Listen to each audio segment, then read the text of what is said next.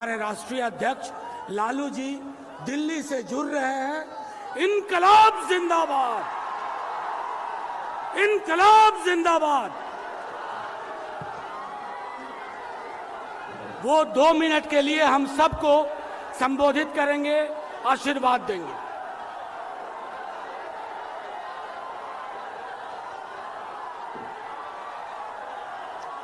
सुनिए सुनिए। बिहार पूर्णिया के रंगभूमि में जुटे हुए महागठबंधन के सभी नेता कार्यकर्तागण, मुख्यमंत्री Nitish Kumar ji, deputy chief minister Tejashwi Yadav ji, Dipankar Bhattacharya जी, जीतन राम मांझी जी,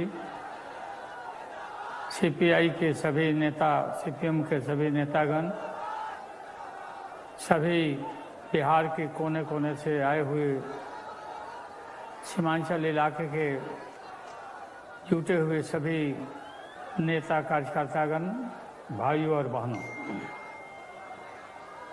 मुझे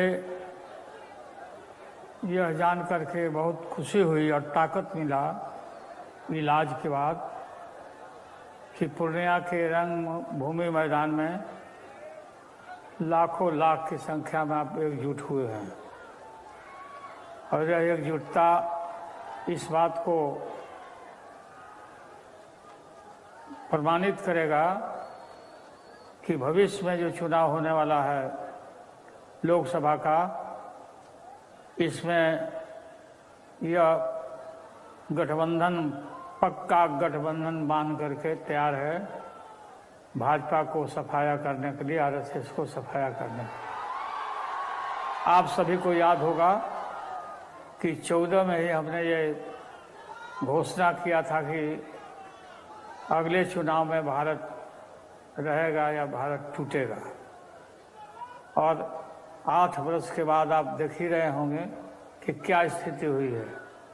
आज देश टुकड़े टुकड़े होने के कगार पर पहुंच ही चुका है। और आरएसएस और भाजपा कोई पार्टी नहीं, यह एक मुखौटा है आरएसएस का। और भाजपा आरएसएस घोर आरक्षण विरोधी संगठन ऑर्गेनाइजेशन है। जो आरएसएस है वही भाजपा है। इसको मुखौटा के रूप में हम लोग देखते हैं। देश में गरीबी, गुर्बत, लाचारी, बेबसी कगार पर पहुंचा हुआ है। तानाशाही बिल्कुल कम से कम पक्का ही हो चुका है। जो नरेंद्र मोदी आरएसएस जो चाह रहा है वही नरेंद्र मोदी कर रहे हैं। किसी का सम्मान नहीं, सभी लोगों का अपमान, लोकतंत्र की हत्या और संविधान की उपेक्षा। और हम सब एक हो करके इसका मुकाबला करने के लिए, देश को बचाने के लिए, देश लोकतंत्र रहेगा, संविधान रहेगा, हम एक रहेंगे, हम एकजुट रहेंगे तो हमारा भारत रहेगा। भारत को कोई तोड़ नहीं सकता है। अगर हम ढीले पड़ गए, अगर हम कमज़ोर पड़ गए तो बिल्कुल भारत के ऊपर कई एक तरह के कीटाणु सवार होंगे और आएंगे। इसमें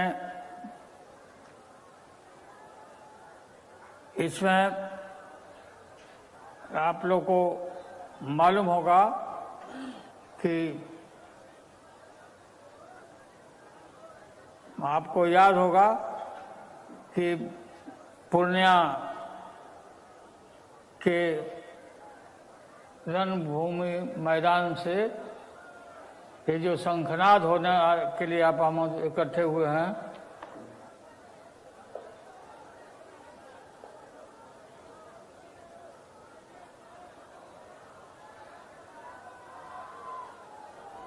बिहार में ही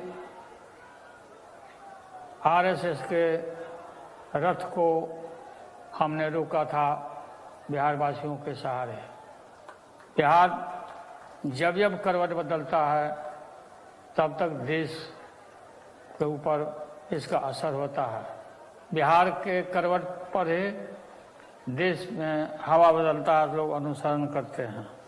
इसमें भाजपा, ये जो आरएसएस है, गुरु गोलवलकर की पार्टी है। गुरु गोलवलकर ने बंच ऑफ थॉट उसमें लिखा है, दो खतरनाक बात लिखा है जो इनके जहन में है और उनके खून में है। उन्होंने लिखा है कि काशी विश्वनाथ मंदिर में अगर कोई दलित पहुंच जाए पूजा करने के लिए तो उसको मार के, जूते से मार करके उसको बाहर करो और रिजर्वेशन को समाप्त करना चाहिए और रिजर्वेशन को बदलाव करना चाहिए। रिजर्वेशन की जरूरत नहीं है। ये है असली रूप आरएसएस का और ये भाजपा जिसे कहते हैं हम लोग।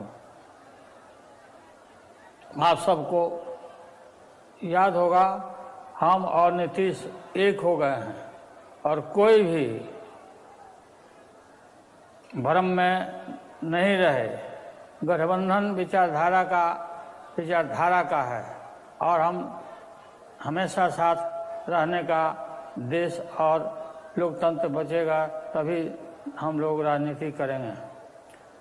2024 में से 25 के रिकॉर्ड तोड़ देना है जो चुनाव आने वाला है।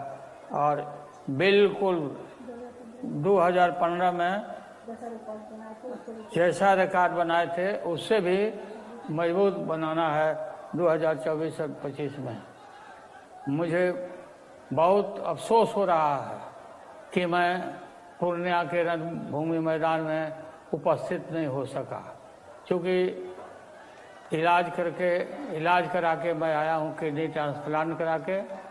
और यह बोलने का और आपके बीच में ये जो ताकत मैं महसूस कर रहा हूँ, ये हमारी बेटी रोहिणी आचार्य ने इतना बड़ा कुर्बानी दिया है।